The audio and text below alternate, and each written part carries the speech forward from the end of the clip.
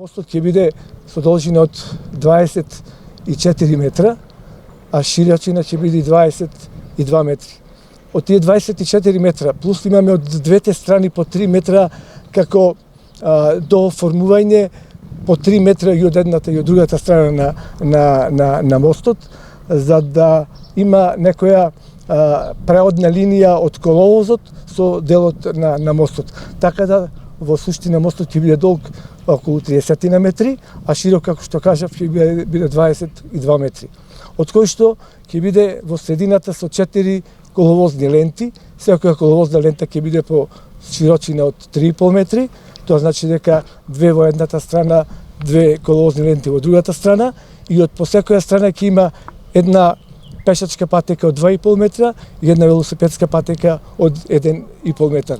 Се тоа заедно, значи, во двата правци ќе биде ширината на мостот 22 метри.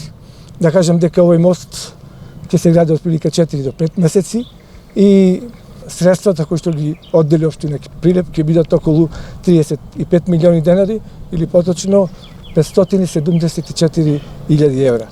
Се надевам дека Прилеп ќе го добие за неколку месеци најголемиот и најубавиот мост во нашиот град. Сега моментално се врши фундирање на објектот, што е најпроблематична фаза за сите мостови, и после другите работи, градежни, конструктивни, се многу поедноставни и оди побрзо работата.